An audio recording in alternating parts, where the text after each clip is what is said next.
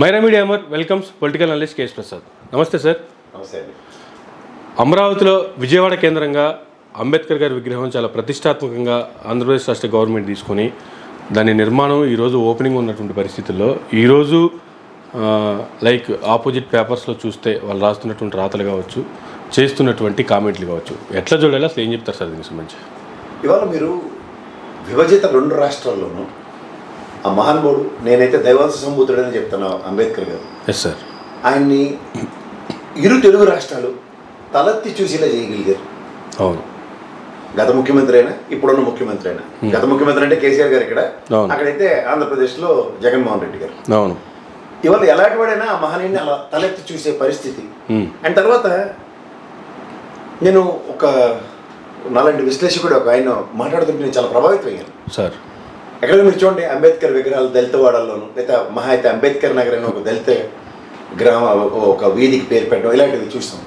కానీ ఒక జిల్లాకే పేరు పెట్టి అవును ఆ మహామనిషికి సముచిత స్థానం ఇవ్వడంలోను, ఆ జిల్లాని గర్వంగా అంబేద్కర్ జిల్లా, కోనసీమ అంబేద్కర్ జిల్లా అని పిలవడం, అక్కడి నుంచి చూస్తుంటే ఆయనకి ఒక సముచిత స్థానం ఇవ్వడానికి ఆ సమతామూర్తి విగ్రహం వల్ల అంత స్థాయి క్రియేట్ చేస్తున్నాడు. ఎందుకంటే సమసమాజ నిర్మాణం కోసం ఆ మహానుభావుడు పడిన తపన, రాజ్యాంగ రూపకర్తగా ఆయన వంతు సాయంగా రాజ్యాంగాన్ని రచించిన విధానంలోను ఇవాళ మనుషులందరూ ఒక్కటే, మనుషులందరూ సమాన దృష్టితో చూడాలి అన్న కోణాల్లో ఆయన సమాజాన్ని ఇవాళ తీర్చిదిద్దిన విధానంలో, ఎందుకంటే అదే రాజ్యాంగానికి మనందరూ బొద్దులే నడుస్తున్న ఆ మహనీయుడికి ఇస్తున్న ఒక టోకెన్ ఆఫ్ ఆనర్ నేను అను. ఇవాళ మన అందరితో కూడా గౌరవంగా ఆ మహనీయుడిని తలెత్తి చూసేలా చేసిన గత కేసీఆర్ గారికి, ఇప్పుడున్న జగన్మోహన్ రెడ్డి గారికి 2 తెలుగు రాష్ట్రాలు రుణపడి ఉండాలి. ఎందుకంటే కొంతమంది ఓన్లీ కబుర్లు చెప్పి కాలక్షేపం చేస్తూ పెద్దపేట వేస్తున్నాం ఏదో చెప్తున్న కబుర్లకి అతీతంగా ప్రాక్టికల్గా చేసి చూపించారు. నేను గతంలో, అంటే నేను హైదరాబాద్ వాసిని, నేను ఇక్కడ అంబేద్కర్ చేయిందంటే మనకి ఆ ట్యాంక్ బండ్ దాటిన తర్వాత విగ్రహం దగ్గరికి వెళ్దాం, ఆ విగ్రహం ఆ జంక్షన్లో అదేమంటారంటే ఏరియానే సెక్రటరియట్ దాటిన వెంటనే తెలుగు తల్లి ఫ్లేవర్ కింద చిన్న విగ్రహం అంబేద్కర్ గారికి, అందరూ అదేదో పెద్ద స్థాయిలో నివాళులు అర్పించి దగ్గర. ఇవాళ అంబేద్కర్ జయంతి ట్యాంక్ బండ్ మీద అయినా సరే, అక్కడ విజయవాడలో అయినా సరే, ఆయనకి ఘనంగా నివాళులు అర్పించడానికి, ఆయనకి ఘనంగా ఆయన్ని కొనియాడడానికి ఆయన చేసినవన్నీ కూడా గ్యాలరీ రూపంలో ఇవాళ ప్రదర్శిస్తుంది. 2200 చదరపు గజాల్లో ఆయన ఆర్ట్ గ్యాలరీ పెట్టడం, and in the same scenario ఒక ఆర్ట్ థియేటర్, ఒక 2 ఈ తరానికి సంబంధించినటువంటి అందరు కూడా అంబేద్కర్ గారి నుంచి నేర్చుకునేలాగా, తెలుసుకునేలాగా అన్ని ఏర్పాటు చేశారు ఆయన ఫోటోలతో సహా. అదే చెప్తున్నాను, ఆయన ప్రస్థానంలో ప్రతిదీ మనం జీవితాంతం నేర్చుకోవాల్సిన విషయం. Yes sir. అంటే ఒక మనిషి ఎదుగుదల అన్నదానికి కొంతమంది తలమానికంగా ఉంటారు. వాళ్ళు వాళ్ళ కోసం కాదు, సమాజ ఎదుగుదల కోసం ఎంత తప్పించారు అన్న దగ్గర అంబేద్కర్ భావజాలం అన్నది, నేను యూనివర్సిటీలో చదువుకున్నప్పుడు కూడా నేను అంబేద్కర్ భావజాలానికి చాలా ప్రభావితమైన వ్యక్తి. అండ్ మోరోవర్ కులమతాలకు అతీతంగా అతను నడిపించే విధానానికి నేను చాలా ప్రభావితం అయ్యాను. ఇవాళ మన సమాజంలో ఉన్న అవకతవకల్ని రూపుమాపడానికి ఆయన వంతు సాయం అని నేను అన్ను. కానీ సమాజాన్ని తీర్చిదిద్దే క్రమంలో ఆయన 10 అడుగులు ముందుకెళ్ళిన విధానం మాత్రం ఇవాళ చరిత్ర. ఆ చరిత్రకి ఇవాళ రాబోయే తరాలు కూడా ఎట్టి పరిస్థితుల్లో తెలుసుకుని తీరారు. ఎందుకంటే ఈరోజు మనం ముందుకెళ్తున్న విధానంలో ఎన్నో పాపంతకాలను దాటుకుంటూ మనం వెళ్తున్న దానికి సతమతం అయిపోతుంటే, గతంలో వాళ్ళు పడిన మానసిక సంఘర్షణలకి, వాళ్ళు ఎదుర్కొన్న సామాజిక స్థితిగతులను ప్రభావితం చేసే అంశాలతో ముడిపడిన ప్రతి అంశంలో వాళ్ళ వెనుకబాటుతనాన్ని ముందుకు పరిగెట్టించే విధానానికి అలాంటి వ్యక్తులు చేసిన, అలాంటి వాళ్ళు దార్శనికులు అంటే ఖచ్చితంగా మనం హర్షించాలి. ఎందుకంటే చరిత్ర చాలామంది సృష్టిస్తారు, కానీ చరిత్రలో అందరూ ఉండాలని తాపత్రయపడిన మహనీయుడు ఎవరంటే నా దృష్టిలో అయితే అంబేద్కర్ గారు. తనతో పాటు సమాజం అనుకున్న గురించి ఎవరైతే ఆలోచిస్తారో ఆ సమాజంలో ఆయన గురించి ఎవరైనా, మనం ఎన్ని తరాలు గడిచిపోనండి, 70 సంవత్సరాల ఈ స్వతంత్రంలో కూడా ఇవాళ ఆ మహనీయుని ఇంకోసారి ఖచ్చితంగా స్మరించుకోవాలి. అలాంటి దీంట్లో ప్రతిసారి తలెత్తి చూసుకునేలా చేస్తే ఖచ్చితంగా ఇప్పుడు మనం చూడండి, రోడ్డు మీద వెళ్తుంటే గుళ్ళు ఉంటే చాలామంది దండం పెట్టుకుంటుంటారు. అలాంటి స్థితి క్రియేట్ చేశారు ఇవాళ. నేనైతే ఖచ్చితంగా చెప్తాను, ట్యాంక్ బండ్ మీద వెళ్ళినప్పుడు ఆయన్ని ఒకసారి స్మరించుకుని ఆ మహానుభావుడు ఇంకో పివి నరసింహ గారు కూడా ఉంటారు. వాళ్ళిద్దరికి అయితే నేను దండం పెట్టింది నేను ముందుకు వెళ్ళలేకపోతున్నాను. ఎందుకంటే బికాస్ వాళ్ళు the way they created wonders. ఈ భారతానికి వాళ్ళు అందించిన ఆర్థిక విధానంలో మహనీయుడు పివి నరసింహ గారు కానీ, వాళ్ళ రాజ్యాంగ పరంగా వాళ్ళ సమాజం నడవడిక, సమాజానికి ఒక గతి, ఒక స్థితి, అండ్ భారతదేశానికి ఒక స్థితప్రజ్ఞత తీసుకొచ్చిన రాజ్యాంగం రచించిన దాంట్లో మహనీయుడి యొక్క పాత్ర. వాళ్ళు అలాంటి వ్యక్తులకి సముచిత స్థానం ఇవ్వడంలోనూ, తర్వాత ప్రభుత్వాల మీద ఉన్న ఆక్రమణలతోనూ అలాంటి వాళ్ళని ఏదో పడి పనికిమాల పేపర్లు ఎవరు ఉండవు, రాతలు రాసినంత మాత్రాన అవి నీటి మాటలుగానే మిగిలిపోతాయి. అంతే కదా. చరిత్రగా సృష్టించిన మహనీయుల గురించి స్మరించుకోవడంలో కూడా ఇంకా దాంట్లో కూడా డొల్లతనాలు అవన్నీ వెతుకుతుంటే చాలా హాస్యాస్పదంగా ఉంటుంది. అంటే పేపర్లు లేదా పత్రికల్లో వార్తలు రాసినంత మాత్రం నిజాలైపోతాయి కాదు. At the same time Chandrababu Naidu గారు కూడా 400 కోట్లు ఖర్చు పెట్టి చేయాల్సినంత అవసరం ఉందా, అంత విగ్రహం నిర్మించాల్సిన అవసరం ఉందా, అంత ప్రాముఖ్యత ఇవ్వాల్సినంత అవసరం ఉందా అనేటువంటి కామెంట్లు ఎలా చూడాలంటారు? అసలు మరి అన్ని కోట్లు పెట్టాలి ఈశ్వరన్ గారు. ఇప్పుడైతే పదవీచ్యుతుడు ఎంక్వైరీ కూడా నడుస్తుంది అక్కడ. మరి ఇడ్లీ పాత్రలు తపేలలో అన్ని పెట్టారు కదా అక్కడ. అవును సార్. మీకు కట్టిన తాత్కాలిక భవనాల్లో లేదా ఏదో నోరు తిరగక మీకు ఉన్న ప్రాబ్లమే కదా నోరు తిరగకపోవడం. కాందానికి నోరు తిరగకపోవడం వచ్చిన ప్రాబ్లం వల్ల అది టెంపరీ భవనం. 10 ఏళ్ళు పోతే అక్కడే మనం శుభ్రంగా పరిపాలించుకుంటాం. మీకు ఇంకా మనసు రావట్లేదు అమరావతి నా రాజధానిని గర్వంగా చెప్పడానికి. అంటే ఇడ్లీ పాత్రలు పెడితేనే మీకు అమరావతి రాజధానిని ఒప్పుకునే దౌర్భాగ్య స్థితిలో ఉంటే ఎవరేం చెప్తారు దానికి? నేను మేసంలో చేసి మరీ చెప్తున్నాను అమరావతి నా రాజధాని అని చెప్పడానికి సస్తున్నారు. ఎందుకో తడబాటుతో సస్తున్నారు. ఎందుకు? వాళ్ళ presence, some peoples presence make sense అంటారు. Their absence is leading to some ruckus అంటారు. నేను వాళ్ళు లేని కారణంగా దానికి ఔన్నత్యాన్ని వాళ్ళు తగ్గించేస్తున్నారు. ఇప్పుడు 3 రాజధానుల బిల్లు పెట్టాడు, ఆయన విరమించుకున్నాడు. ఎవరో న్యాయస్థానం పరంగానే విరమించుకున్నాడు. మళ్ళీ ఆ కాకిపొండుని పొడిచినట్టు పొడిస్తే సూది పెట్టి 3 రాజధానులు అన్నమాట. 3 రాజధానులు అంటే మీరు అమాయకులు కాబట్టి ర్యాగింగ్ చేయడానికి అలాంటి జుజుబీలు వదిలేడు ఆయన.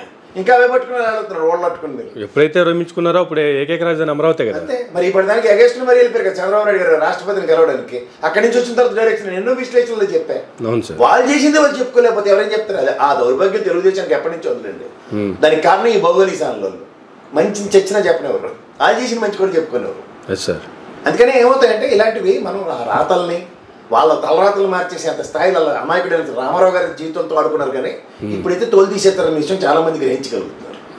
వెళ్తే ఏం కాదు, ఊరికే భావావేశాలకు గురి దాని నుంచి ప్రజలు ప్రభావితం అయిపోతారన్న అంశాలతో గతంలో అదే దాన్ని అనుకుంటే మీ రాతలతో ప్రభావితం అయ్యే కన్నా ఆ మహనీయుడు రాసిన రాజ్యాంగ రాతలతో ఇవాళ సమాజం ప్రభావితమైందన్న విషయం ఆ ప్రాథమిక అవగాహన ఎప్పుడైతే కొరబడుతుందో అంచేతే పనికిమాలిన విషయాల మీద ఎక్కువగా చర్చిస్తూ ఆ పనికిమాలిన విషయాలకే మోర్ ఎంఫసైజ్ చేస్తూ ముందుకెళ్ళి ఉదంతాలకు తెరలేపుతున్నప్పుడు అవి అందుకే ఇవాళ పేపర్ రేపు పొద్దున ఏమవుతుందంటే పొట్టలు కట్టుకోవడం తప్ప దేనికి పనికి రేపు టిష్యూ పేపర్ అని కూడా అన్నాను. టిష్యూ పేపర్కి ఇలాంటి పనికిమాలిన పేపర్ కాకుండా ఇంకో పేపర్ వాడుతున్నారు. అయితే పొట్టలు కట్టుకునే దానికి ఇలా మమ్మల్ని చూసుకోవడానికి తప్ప దేనికి పనికిరాని విషయం తెలుసుకోగలిగితే చాలు. కానీ జగన్మోహన్ రెడ్డి గారు ప్రభుత్వం కావచ్చు అంత ప్రతిష్టాత్మకంగా తీసుకొని అందరికీ ఆహ్వానితులే అని చెప్పి ఇటు జగన్మోహన్ రెడ్డి గారు కూడా ఒక ప్రకటన చేశారు, విజయసాయి రెడ్డి గారు ఒక ప్రకటన చేశారు, మంత్రులు ఎమ్మెల్యేలు ఎవరి రేంజ్లో వాళ్ళు ప్రకటన చేస్తూనే ఉన్నారు. అంటే అన్ని కులాలు అన్ని మతాలు అందరూ అక్కడికి రావాలి అనేటువంటిది ఈరోజు చాలా ప్రతిష్టాత్మకంగా జరుగుతున్నట్టుగా కూడా ఈ వ్యాఖ్యల ద్వారా అర్థమవుతుంది. ఎట్లా ఉండబోతుందంట అసలు ఈరోజు దానికి సంబంధించి? ఇప్పుడు మీరు ఒకటి గుర్తుంచుకోండి, రామ మందిరం నిర్మాణం జరిగింది, కాంగ్రెస్ వాళ్ళు కొంతమంది అపోజిషన్ పార్టీలు బాయ్కాట్ చేశారు. అలా అనుకుని పొరపాటును టెంప్ట్ అయిపోయారు కనుక ఇది రాజ్యాంగ నిర్మాత మహనీయుడికి మనం అందించే ఒక టోకెన్ ఆఫ్ ఆనర్. అందరూ ఆహ్వానితులు అంటే పంచేంద్రియాలు మూసుకుని అందరూ వెళ్ళవలసిందే. ఆయన ముందు మనమందరం ఎంతండి అంతే కదా. తలెత్తి ఆ విగ్రహం చూసి ఓ దండం పెట్టుకుని రమ్మనండి, అంతకన్నా అనవసరం.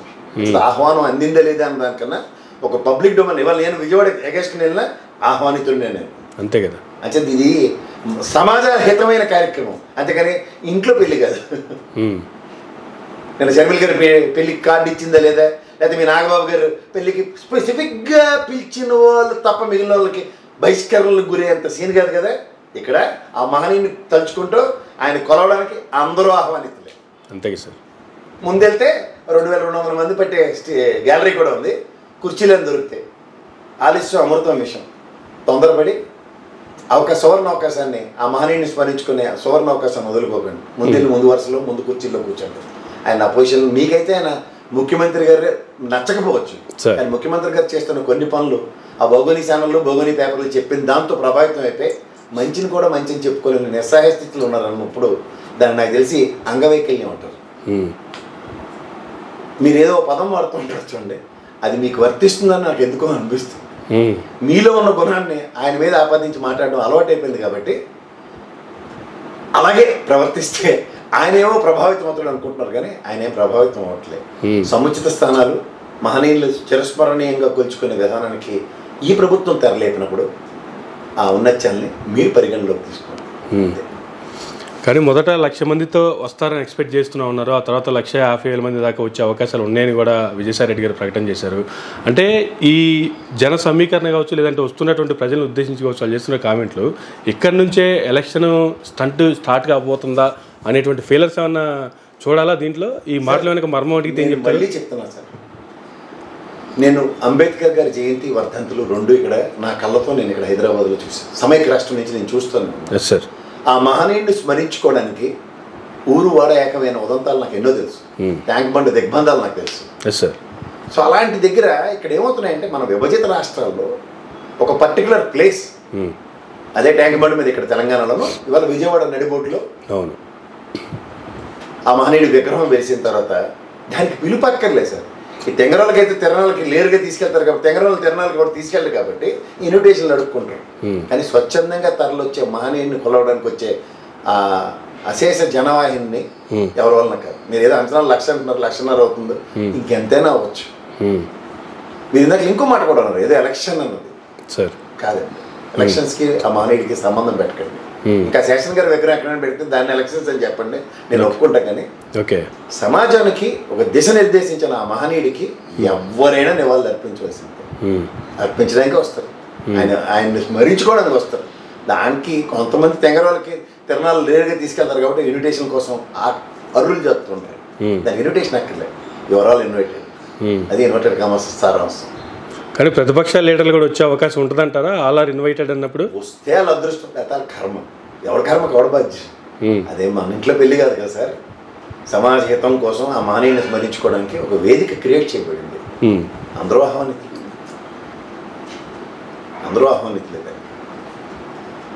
కానీ జగన్మోహన్ రెడ్డి గారు కూడా చాలా ప్రతిష్టాత్మకంగా ఇప్పటికే ఒక సందేశం ఇచ్చారు.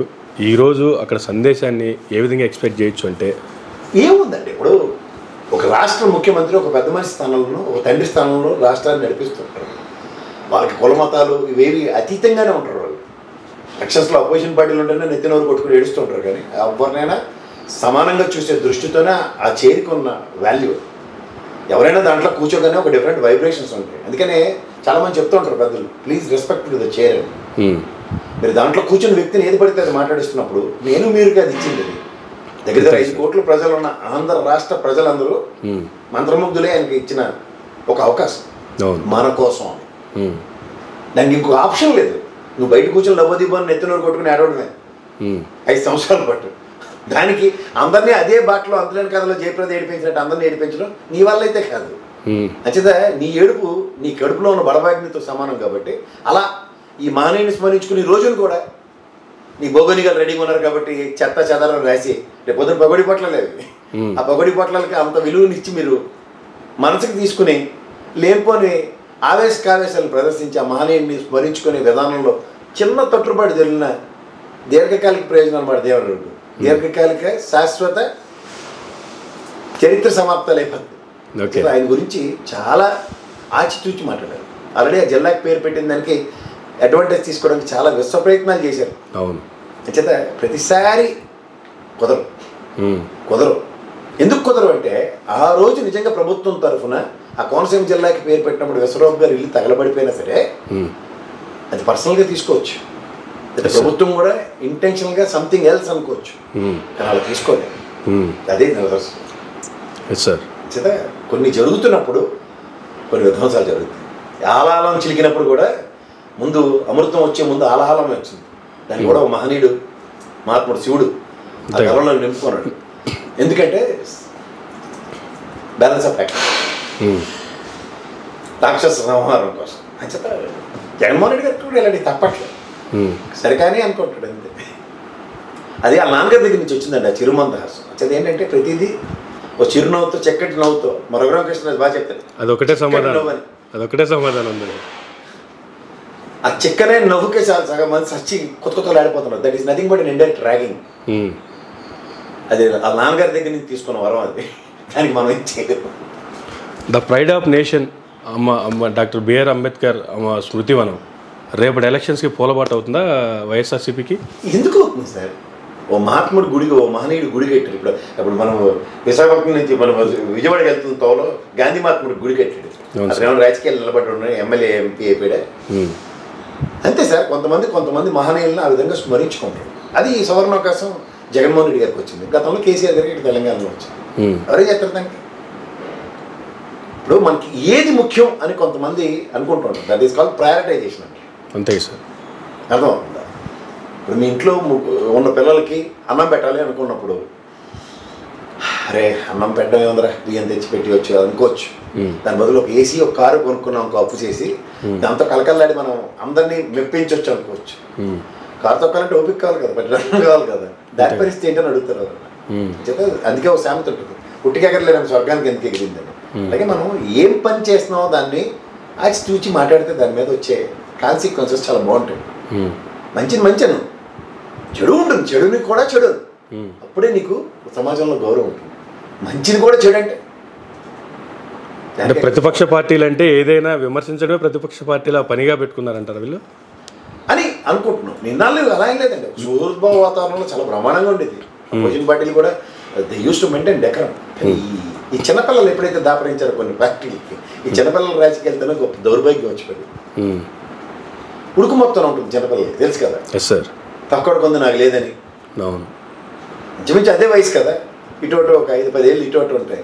దాంట్లో ఏంటి గర్వంగా ఆయన ఏంటి ముఖ్యమంత్రి అయిపోయి నేనేంటి ఇలా అవలేకపోయాను, నా పుట్టే ములిగిపోయింది అన్న కడుపు మంటలు ఏమవుతుందంటే ఆ చెడ్డ కొద్ది మనం అంతా చేసిందని మొత్తం అందరినీ చేసేస్తుంది.